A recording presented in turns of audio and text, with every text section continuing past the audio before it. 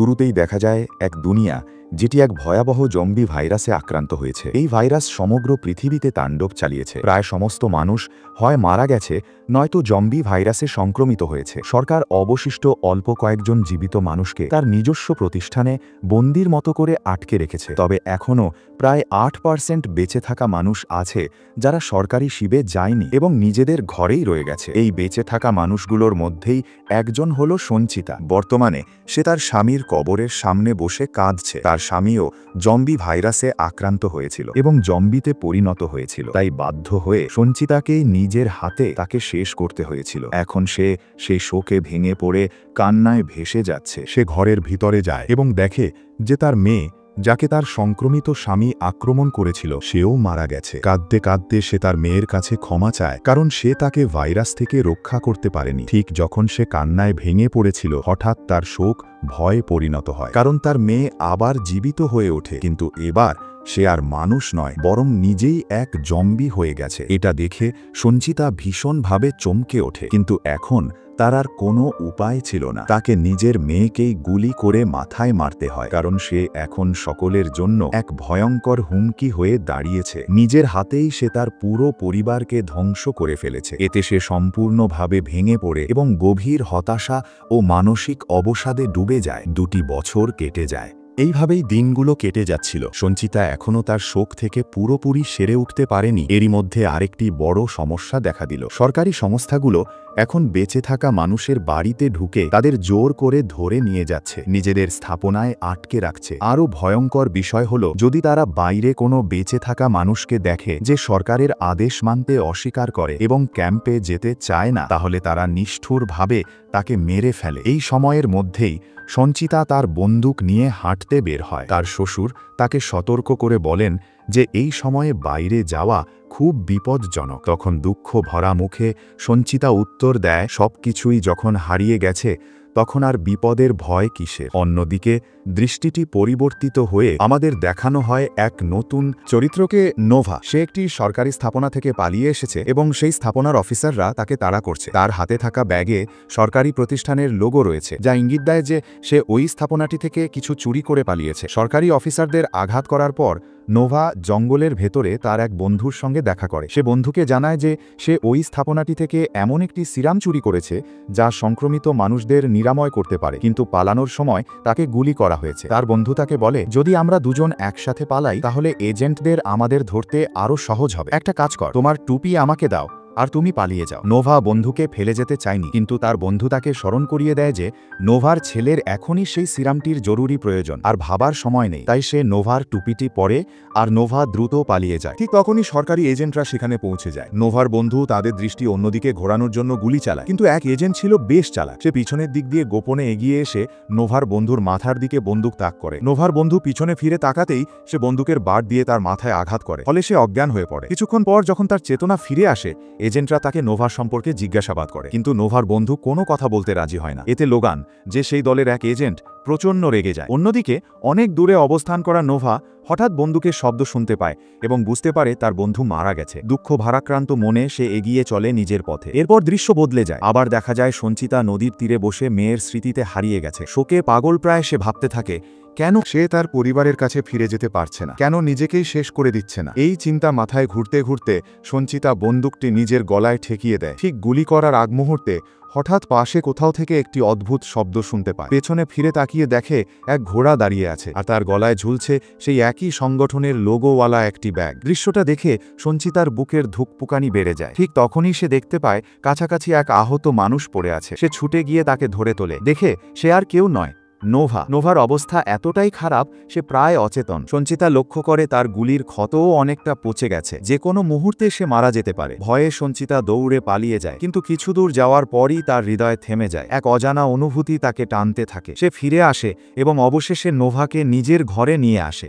নোভার ঘোড়াটিকেও সঞ্চিতা সঙ্গে নিয়ে আসে এবং তাকে নিজের আস্তাবলে বেঁধে রাখে। পরে যখন সঞ্চিতা নোভার ব্যাগ পরীক্ষা করে, তখন সে দেখে ভেতরে একটি ইনজেকশন রয়েছে, যা সংক্রমিত মানুষদের নিরাময় করতে পারে। ভ্যাকসিনটি দেখে সঞ্চিতার মন ভরে ওঠে আনন্দে, কিন্তু পরক্ষণেই তার মুখ ফ্যাকাশে হয়ে যায়, কারণ সে মনে করে ফেলে এখন অনেক দেরি হয়ে গেছে। তার প্রিয়জনেরা যারা ভাইরাসে আক্রান্ত হয়েছিল তাদের তো সে নিজেই শেষ করে ফেলেছে। তাই সে ভ্যাকসিনটি আবার নোভার ব্যাগেই রেখে দেয়। সন্ধ্যায় যখন কাকা ফিরে আসে, সঞ্চিতা ভয়ে কাঁপতে কাঁপতে সব কিছু বলে দেয়, নোভাকে কিভাবে সে উদ্ধার করেছে। নোভার ব্যাগে সংগঠনের লোগো দেখে কাকা সঙ্গে সঙ্গেই বুঝে যায় যে নোভা সরকারি সংগঠন থেকে পালিয়ে এসেছে। এটা বুঝে তিনি রেগে ওঠেন সঞ্চিতার বোকামিতে, কারণ সংগঠন এখন নিশ্চয়ই নোভাকে খুঁজছে, আর তার খোঁজ করতে করতে তারা যদি এখানে এসে পড়ে তাহলে সঞ্চিতা, কাকা এবং নোভা তিনজনই ভয়ঙ্কর বিপদে পড়বে।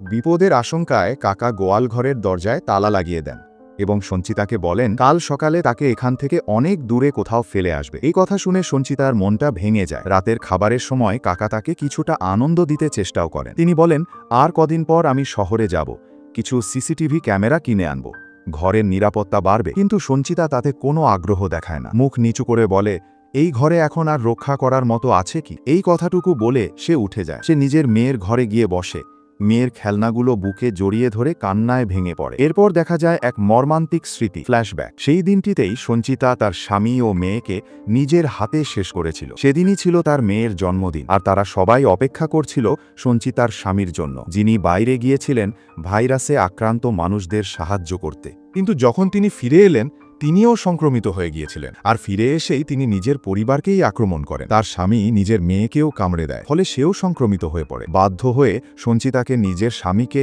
তারপর নিজের মেয়েকেও নিজের হাতে হত্যা করতে হয়েছিল। এই স্মৃতিতে ডুবে থাকা সঞ্চিতা হঠাৎ বাইরে কোনো আওয়াজ শুনতে পায়। কৌতূহলবশত সে কাকার ঘর থেকে আস্তাবলের চাবিটা চুরি করে নিয়ে যায় এবং বাইরে বেরিয়ে আসে। আস্তাবলে পৌঁছে দেখে নোভার ঘোড়াটি অস্থির হয়ে আছে, কিন্তু নোভা সেখানে নেই। সঞ্চিতা কিছু বোঝার আগেই নোভা পিছন থেকে এসে তার মুখ চেপে ধরে, যেন সে চিৎকার করতে না পারে। তারা কিছু বলতে না বলতেই জম্বিরা তাদের গন্ধ পেয়ে আস্তাবলের দিকে ছুটে আসে। সঞ্চিতা ভয়ে স্তব্ধ হয়ে যায়।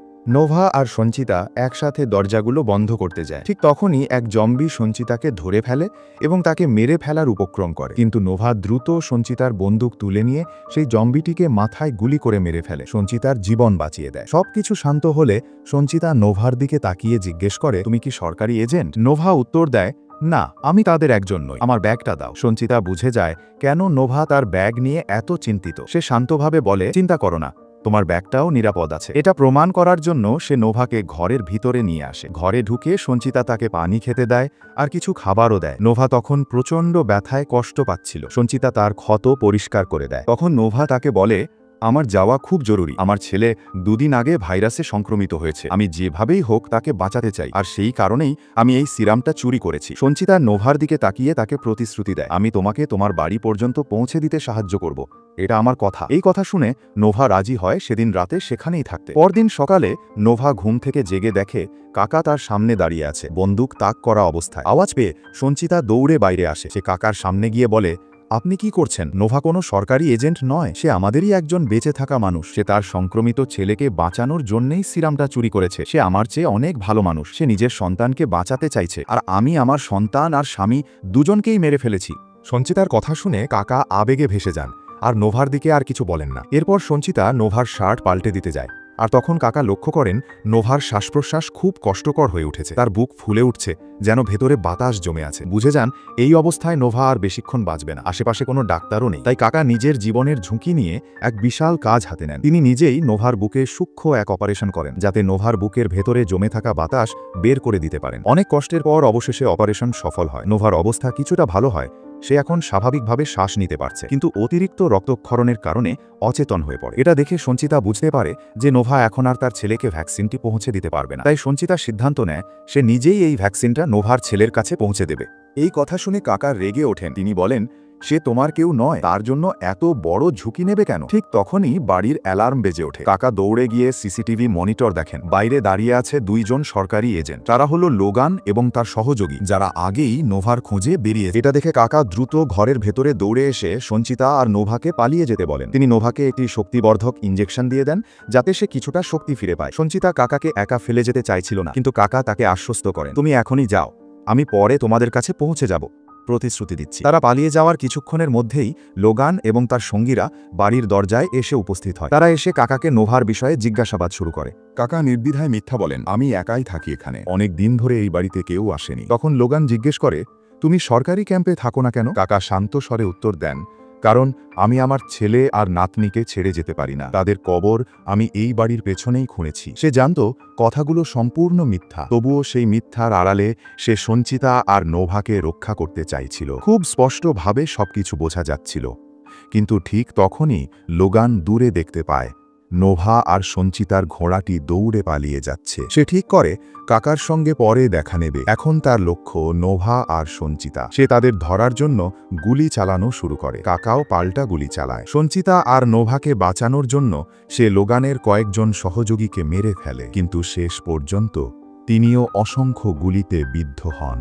সঞ্চিতা আর নোভা এজেন্টদের চোখের আড়ালে মিলিয়ে যায়। ক্ষিপ্ত লোগান তখন রক্তের পিপাসায় কাঁপতে কাঁপতে কাকার কাছে আসে। তাকে বৈদ্যুতিক শক দিয়ে নির্যাতন করে হত্যা করে ফেলে। লোগানের সহকারী তার এই নির্মম আচরণে ক্ষুব্ধ হয়ে যায়। সে জানত সরকার কখনো এমন আদেশ দেয়নি যে বেঁচে থাকা মানুষদের এভাবে নির্দয়ভাবে হত্যা করতে হবে। লোগান নিজের নৃশংস বাসনা পূরণ করতে অসংখ্য নিরপরাধ মানুষকে মেরে ফেলেছে। শেষে তার সহকারী তাকে বলে, আমি তোমার এই পাগলামি, এই নিষ্ঠুরতার অংশ হতে চাই না। এতটুকু বলতেই লোগান রাগে ফেটে পড়ে। সে সিদ্ধান্ত নেয় আর কারো সাহায্য ছাড়াই নিজেই নোভা ও সঞ্চিতাকে তাড়া করবে। এরপর দেখা যায় নোভা ও সঞ্চিতা জঙ্গলের দিকের পথে পৌঁছে গেছে। নোভা সঞ্চিতাকে বলে, তুমি এখন বাড়ি ফিরে যাও, আমি একাই সামনে যাব। সঞ্চিতা মাথা নেড়ে বলে, না, আমি তোমার সঙ্গে তোমার বাড়ি পর্যন্ত যাব। আমি আমার মেয়ে আর স্বামীকে বাঁচাতে পারিনি, কিন্তু এবার তোমার ছেলেকে বাঁচাতে সাহায্য না করে অপরাধবোধে মরতে চাই না। তার কথায় নোভা কিছুক্ষণ চুপ থেকে পরিস্থিতি বুঝে যায়। সে সম্মতি জানিয়ে সঞ্চিতাকে একটি স্প্রে দেয় এবং বলে, এটা শরীরে ছিটিয়ে নাও, এতে আমাদের গন্ধ জম্বিরা পাবে না, আমরা সহজেই বাড়ি পৌঁছে যাব। তারা যখন কথা বলছিল ঠিক তখনই লোগান পেছন থেকে তাদের খুঁজে বের করে ফেলে এবং দূর থেকে গুলি চালাতে শুরু করে। গুলিটি নোভার গায়ে লাগে। তারা দুজনেই বাধ্য হয়ে দৌড়ে পালিয়ে যায় এবং কিছু দূরে লুকিয়ে পড়ে। নোভা বুঝতে পারে এখন আর সে বাড়ি পর্যন্ত পৌঁছাতে পারবে না, তাই সে সঞ্চিতাকে পথটা বুঝিয়ে দেয় এবং অনুরোধ করে, দয়া করে আমার ছেলেটাকে বাঁচিয়ে দিও। সে নিজের ব্যাগটা সঞ্চিতার হাতে তুলে দিয়ে বলে, এখনই দৌড়ে পালিয়ে যাও। এদিকে লোগান সঞ্চিতার নাগাল পায় না। আহত নোভা তখন নিজেকে টেনে তুলে দাঁড়ায়, সাহস সঞ্চয় করে লোগানের সামনে দাঁড়ায় তাকে আটকানোর জন্য। লোগান এবার বন্দুক নয়, ছুরি হাতে নিয়ে তার ওপর ঝাঁপিয়ে পড়ে, কিন্তু নোভার নিজের ছেলেকে বাঁচানোর ইচ্ছাশক্তি এত প্রবল ছিল যে সে 1 ইঞ্চিও পিছিয়ে যায় না। লোগান ধারালো কাঠের টুকরো দিয়ে নোভার পেটে আঘাত করলেও তবুও নোভা হার মানে না। মৃত্যুর মুখেও লড়াই চালিয়ে যায়। নোভা হঠাৎ লোগানের হাত থেকে ছুরিটা ছিনিয়ে নেয় এবং সেই ছুরিটাই লোগানের গলায় বসিয়ে দেয়। তারপর তার বিদ্যুৎ গান ব্যবহার করে লোগানকে বিদ্যুৎ স্পৃষ্ট করে হত্যা করে ফেলে। অন্যদিকে দেখা যায় সঞ্চিতা জঙ্গলের ভেতর দিয়ে দৌড়াচ্ছে। তখন রাত গভীর আর অসংখ্য জম্বি তার পেছনে তাড়া করছে। সে কোনো রকমে দৌড়ে পালিয়ে যায় এবং এক গাছের আড়ালে লুকিয়ে পড়ে। সে নিজের গায়ে অ্যান্টি জম্বি স্প্রে ছিটিয়ে নেয় যাতে জম্বিরা তার গন্ধ না পায়। তারপর আবার দৌড়াতে শুরু করে। ঠিক তখনই এক জম্বি তার পায়ের শব্দ শুনে তাকে অনুসরণ করতে শুরু করে। মুহূর্তের মধ্যেই সে পেছন থেকে ঝাঁপিয়ে পড়ে সঞ্চিতার উপর, কিন্তু সঞ্চিতা তার সমস্ত শক্তি একত্র করে সেই জম্বিটিকে মাটিতে ফেলে দেয়। পাশে থাকা একটা বড় পাথর তুলে তার মাথা চূর্ণ করে দেয়। অবশেষে তাকে মেরে ফেলে। সেই মুহূর্তে যেন পুরো পৃথিবী জয় করেছে এমন এক স্বস্তি অনুভব করে সঞ্চিতা। কিন্তু দাঁড়াতেই সে দেখে জম্বিটা তাকে কামড়ে দিয়েছে। তার শরীরে এক শীতল ভয়ের স্রোত বয়ে যায়, যেন হঠাৎ করে সে আবার তার মেয়ের মুখ দেখতে পাচ্ছে। নিজের সেই মেয়ে যে একদিন ঠিক এমন ভাবেই জম্বিতে পরিণত হয়েছিল। তার মনে হলো কেউ যেন তার অপেক্ষায় আছে, হয়তো তার মেয়ে যে যেন দূর থেকে তাকে ডাকছে। এটা অনুভব করেই সঞ্চিতা আর হাল ছাড়ল না। যত কষ্টই হোক সে নোভার বাড়ি পর্যন্ত পৌঁছবেই। শরীরের অবস্থা ক্রমশ খারাপ হতে থাকলেও সে লড়াই চালিয়ে গেল। অবশেষে ভোরের আলো ফোটার সময় সঞ্চিতা নোভার বাড়ির সামনে পৌঁছে গেল। সে দরজার সামনে ব্যাগটা রেখে ধীরে ধীরে ঘুরে দাঁড়ালো এবং দরজায় কড়া নাড়ল। দরজার ওপাশ থেকে বেরিয়ে এলো নোভার মা। দরজার সামনে রাখা ব্যাগ দেখে তিনি উদ্বিগ্ন হয়ে পড়লেন এবং কাপা গলায় সঞ্চিতাকে জিজ্ঞেস করলেন, নোভা কোথায়? সঞ্চিতা কিছু বলতে পারল না, শুধু কান্নায় ভেঙে পড়ল। সবকিছু বুঝে নিতে সময় লাগলো না। নোভার মা বুঝে গেলেন তার ছেলে আর বেঁচে নেই। তিনি ব্যাগ থেকে ওষুধটি নিয়ে ভেতরে চলে গেলেন। আর সঞ্চিতা জানত যে সে এখন যে কোনো মুহূর্তে জম্বিতে পরিণত হবে, তাই সে দ্রুত দৌড়ে চলে গেল নদীর তীরে। আর সে জানত এখন তাদের সঙ্গে থাকলে সে তাদের জীবনকেও বিপদের মুখে ঠেলে দেবে। নদীর তীরে বসে সে আবার একবার সেই দৃশ্য দেখতে পায়। তার মেয়ে যেন তার দিকে এগিয়ে আসছে, মুখে এক মায়া ভরা হাসি, যেন বলছে, মা, আমি তোমার অপেক্ষায় আছি। এই ভাবনাতেই সঞ্চিতার মুখে এক শান্ত তৃপ্তির হাসি ফুটে ওঠে। সে বন্দুকটা নিজের গলার নিচে ধরে আর গুলি চালায়। মুহূর্তের মধ্যেই তার জীবন শেষ হয়ে যায়। শেষ দৃশ্যে দেখা যায় তার চোখের রং বদলে যেতে শুরু করে, যা ইঙ্গিত দেয় যদি সঞ্চিতা নিজেকে শেষ না করত তাহলে সেও জম্বিতে পরিণত হতো। আর গল্প এখানেই শেষ হয়।